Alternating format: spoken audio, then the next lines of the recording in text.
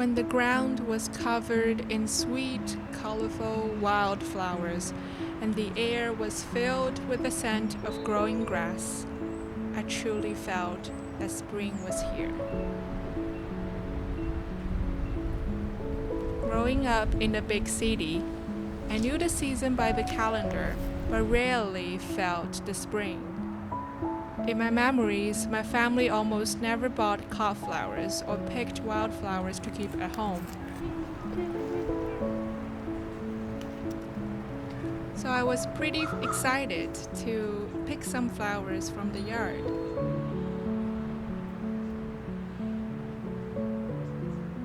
I thought of using some petals to make pressed flowers and a few others to put in vases, so I can have some company on my desk while I work.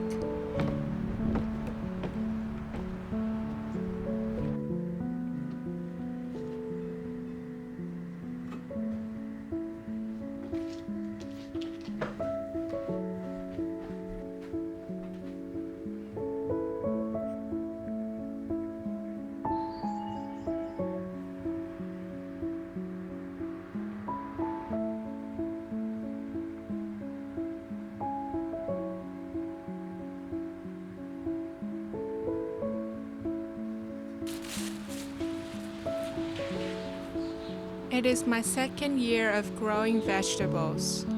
Ever since the winter, when the ground was covered in snow and everything felt dormant, I often daydreaming about the summer, not for the beaches, but for my garden.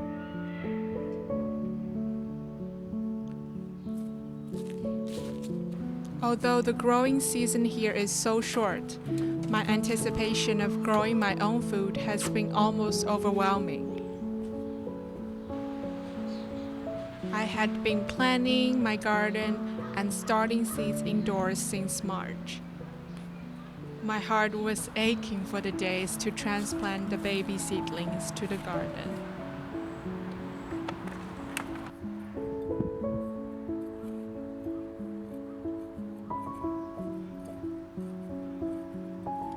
While longing for warmer days, my partner Keenan and I worked on some grounds to expand the vegetable garden on top of the raised bed. And I came across the method square feet gardening. Basically, divide the vegetable garden into square feet and plant a variety of veggies with one type in one square. It can save space, increase yields, help to take advantage of companion planting, and there are many other benefits for a home gardener like me. So I decided to try this method on some garden areas this year.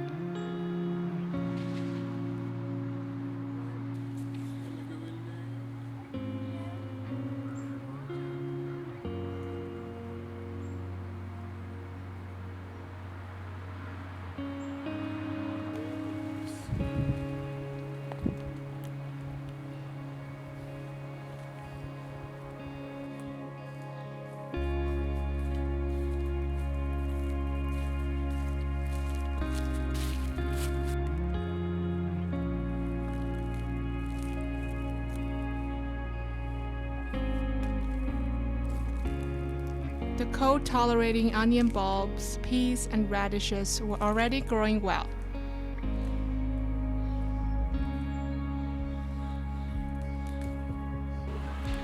Here we were transplanting some pumpkins, cucumbers, basil, and tomatoes, to name a few.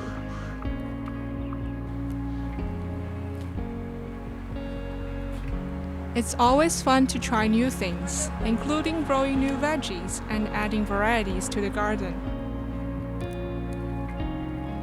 Most plants in the garden this year are for my first time, like okras, onions, and broccoli.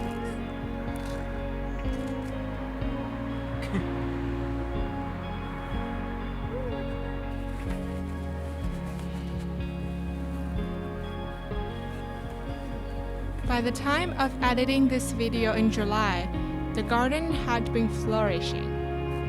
For example, we've been harvesting some delicious peas, lettuce, and radishes. But, of course, Not everything will go as planned. Bugs ate all of my cucumbers. They didn't even miss the cucumber seeds I planted directly in the ground the second time. So I guess no homegrown cucumber for us this year.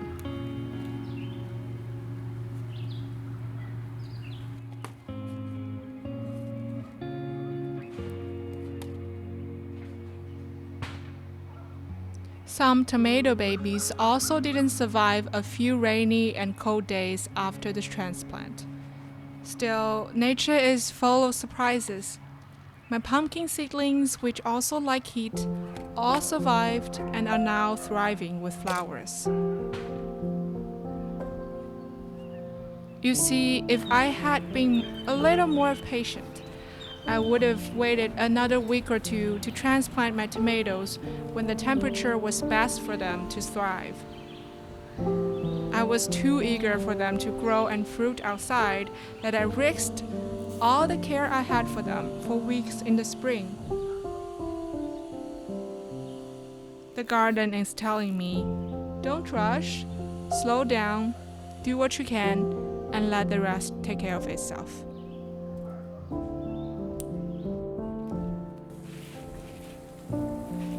And as we all learn from trial and error, I know I will do better next year.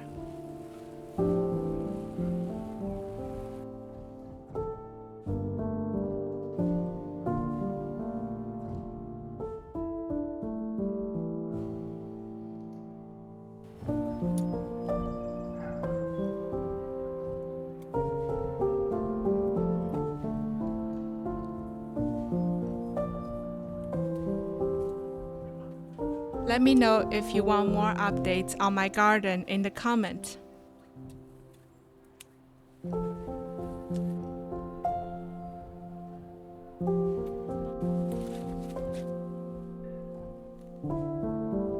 And I hope you have a wonderful, mindful week.